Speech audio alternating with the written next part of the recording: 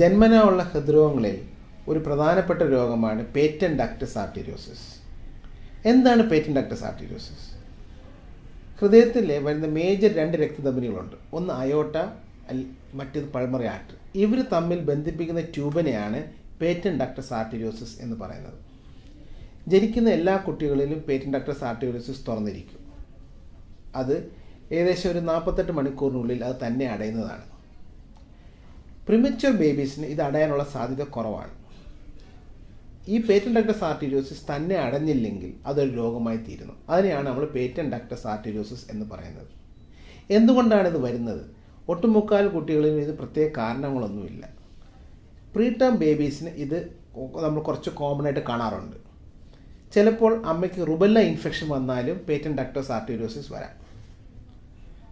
ഇതുകൊണ്ട് എന്താണ് കുട്ടികൾക്ക് ബുദ്ധിമുട്ട്? ഇത് വരുന്ന മേജർ ബുദ്ധിമുട്ട് എന്തൊക്കെയെന്ന് വെച്ചാൽ, ഒന്ന് ചെസ്റ്റ് ഇൻഫെക്ഷൻസ് വരാം, രണ്ടാമത്തത് ഹാർട്ട് ഫെയിലിയർ വരാം, മൂന്നാമത് ഈ ട്യൂബിനകത്ത് ഇൻഫെക്ഷൻ വന്നാൽ അതിന് ഇൻഫെക്റ്റീവ് എൻഡോകാർഡൈറ്റിസ് എന്ന് പറഞ്ഞ രോഗം വരാം. പക്ഷേ വളരെ കോമൺ ആയിട്ട് വരുന്നത് ഹാർട്ട് ഫെയിലിയർ ആണ്. കൊച്ചിന് പാൽ കുടിക്കാൻ ബുദ്ധിമുട്ടും റിക്കറൻറ്റ് പാൽ കുടിക്കുമ്പോൾ കിതപ്പും ആണ് കാണുന്ന കോമൺ പ്രശ്നങ്ങൾ. പിന്നൊരു പ്രശ്നം എന്താണെന്ന് വെച്ച് കഴിഞ്ഞാൽ, കുട്ടിക്ക് പാൽ കുടിച്ചാലും വെയിറ്റ് ഗെയിൻ കുറവായിരിക്കും. എന്ന് പറഞ്ഞാൽ സാധാരണ ജനിച്ച കുട്ടികളിൽ ബർത്ത് വെയിറ്റ് ഏകദേശം ഒരു 5 മാസം ആകുമ്പോൾ അത് ഡബിൾ ചെയ്യും. 1 വയസ്സാകുമ്പോൾ അത് 3 ടൈംസ് ആവണം.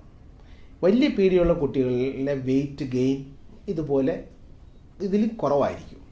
ഇതൊക്കെയാണ് കാണുന്ന മേജർ സിംറ്റംസ്. നമുക്കിത് ട്രീറ്റ് ചെയ്യാൻ പറ്റുന്നത് എങ്ങനെയാണെന്ന് വെച്ചാൽ 2 തരത്തിൽ ഇത് ട്രീറ്റ് ചെയ്യാം. ഒന്ന്, നമുക്ക് സർജറി കൊണ്ട് അടയ്ക്കാം, മറ്റൊന്ന് നമുക്ക് സർജറി ഇല്ലാതെ അടയ്ക്കാം. ഇപ്പോൾ പേറ്റന്റ് ഡക്ടസ് ആർട്ടീരിയോസിസ് എന്ന രോഗത്തിന് ഒട്ടുമുക്കാലും നമുക്ക് സർജറി കൂടാതെ തന്നെ ചെയ്യാൻ പറ്റും.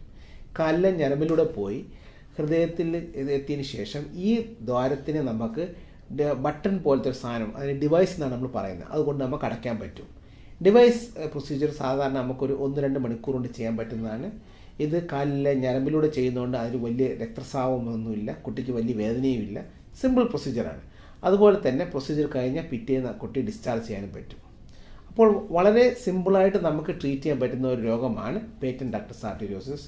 എല്ലാ കുട്ടികളും നമ്മളത് നേരത്തെ കണ്ടുപിടിക്കണം. കാര്യം വലിയ PDAs പെട്ടെന്ന് തന്നെ ലങ്സിന് കേടുവരാനുള്ള സാധ്യതയുണ്ട്. അത് നമ്മൾ പൾമറി ആർട്ടറി ഹൈപ്പർ ടെൻഷൻ എന്നാണ് പറയുന്നത്.